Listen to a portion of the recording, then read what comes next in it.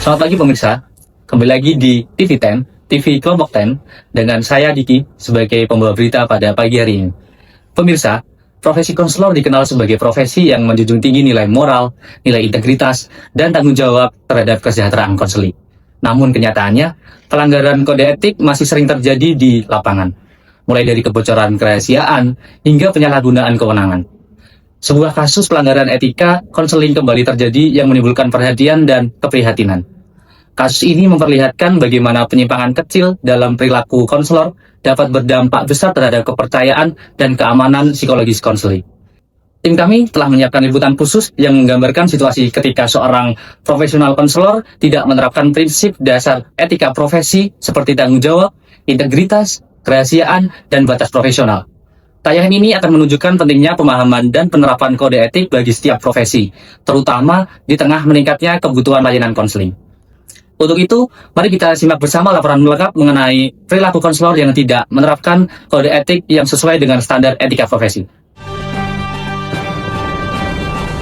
Rekaman berikut memperlihatkan dugaan pelanggaran etika oleh seorang konselor yang tidak menjaga kerahasiaan informasi konseli. Dalam tayangan ini, konselor tampak membicarakan masalah pribadi konseli kepada pihak lain tanpa izin. Tidak hanya itu, konselor juga menunjukkan sikap menghakimi dan memaksakan pendapat sehingga menyebabkan konseli merasa tidak nyaman dan tertekan. Tindakan seperti ini jelas bertentangan dengan prinsip etika profesi konselor yang menerapkan kerahasiaan, integritas, dan tanggung jawab profesional. Oke, pemirsa, terima kasih sudah bergabung kembali bersama kami. Setelah menyaksikan liputan mengenai pelanggaran kode etik profesional konselor, sekarang kita akan membahas lebih dalam dan lebih jauh tentang prinsip etika profesional konselor. Nah, untuk itu, untuk memahami lebih dalam, kami sudah bergabung dengan tim kami, Saudara Nia di Studio 2. Halo Nia, apakah sudah terhubung? Baik, Diki. Baik, sudah terhubung. Baik, terima kasih kepada Diki di studio pertama sudah memberikan kesempatan. Perkenalkan saya Nia, pembawa acara di sesi wawancara kita kali ini. Nah, di sesi kali ini kita sudah bersama dengan Kak Fanya sebagai profesional konselor. Halo Kak Fanya. Halo, selamat siang. Ya, selamat siang. Bagaimana kabarnya Kak?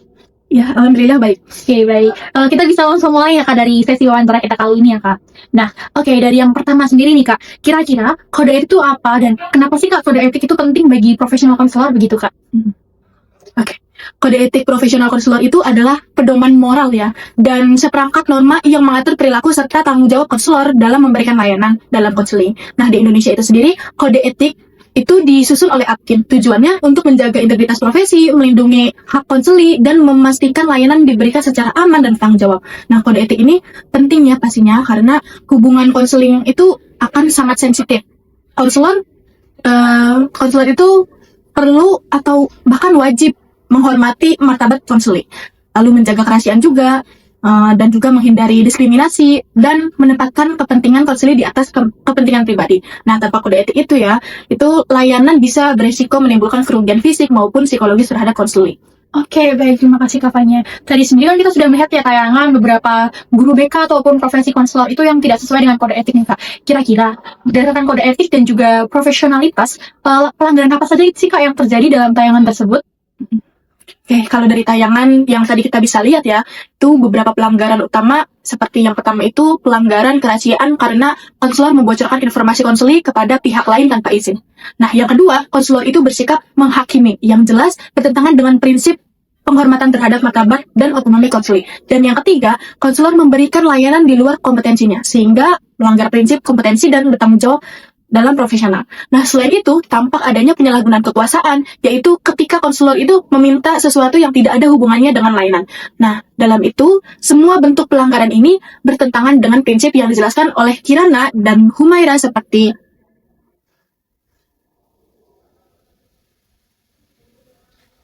tanggung jawab, integritas, kesetiaan, dan profesi. Lalu hubungan profesional juga, serta perlindungan terhadap kesejahteraan konseli. Oke, baik Kak. Saya dapat menangkap kalau kode etik itu tidak hanya aturan ya, tapi pedoman moral yang harus dilakukan seorang profesional begitu.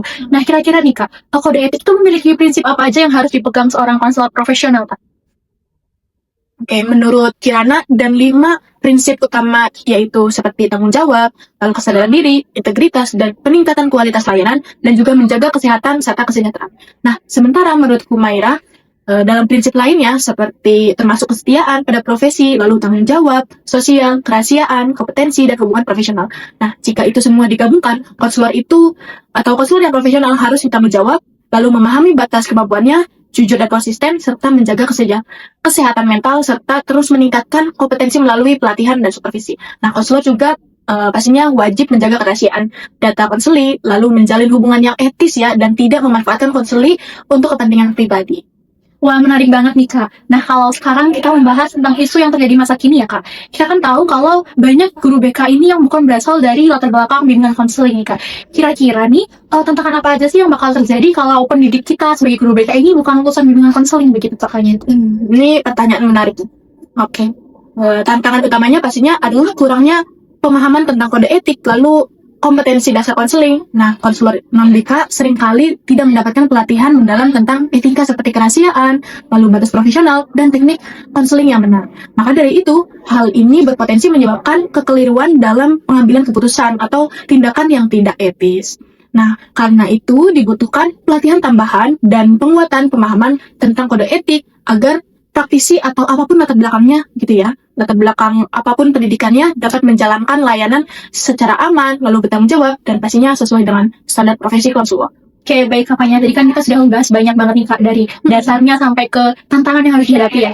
Nah, dari Kakaknya sendiri, kira-kira pesan apa yang akan Kakak berikan apabila ada seorang calon profesional konselor mengenai kode etik dan juga profesional konselor begini, Kak?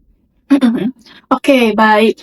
Mengenai itu, etika profesi bukan sekedar aturan administratif ya, tetapi juga sebuah fondasi moral dalam setiap tindakan konselor itu seperti apa. Nah, saya sendiri berpesan agar calon konselor itu selalu menjunjung kerahasiaan, lalu mengutamakan kepentingan konseli, lalu meningkatkan kemampuan juga seperti supervisi dan pelatihan ya, serta menjaga integritas diri. Nah, dengan memegang teguh kode etik, konseling dapat menjadi layanan yang benar serta aman pastinya. Dan pastinya juga berkualitas serta bermanfaat bagi konseli. Kurang lebih seperti itu. Oke, baik. Terima kasih kepada Kak Fanya atas penjelasan yang sangat informatif sekali. Kita sudah membahas banyak sekali Kak Fanya dari yang paling dasar hingga tantangan, dan juga Kak Fanya sudah memberikan pesan. Nah, terima kasih atas waktu yang Kak Fanya berikan. Saya pamit undur diri ya Kak Fanya dari hadapan Kak Fanya. Oke, pemirsa, etika profesional konseling adalah fondasi yang penting dalam menjaga kualitas layanan dan juga keselamatan konseli. Semoga tayangan ini menjadi pengingat kalau konselor memiliki tanggung jawab yang besar dalam menjelaskan profesionalnya. Nah, baik, sekarang saya kembalikan ke studio pertama kepada Diki kembali. Terima kasih kepada Saudara Nia dan Saudara Fanya yang telah memaparkan tentang etika profesional konselor. Demikian rangkaian berita pada pagi hari ini. Kasus yang kita bahas pada kali ini menunjukkan bahwa pelanggaran kecil dapat berdampak besar kepada keselamatan dan kesehatan psikologis konseli.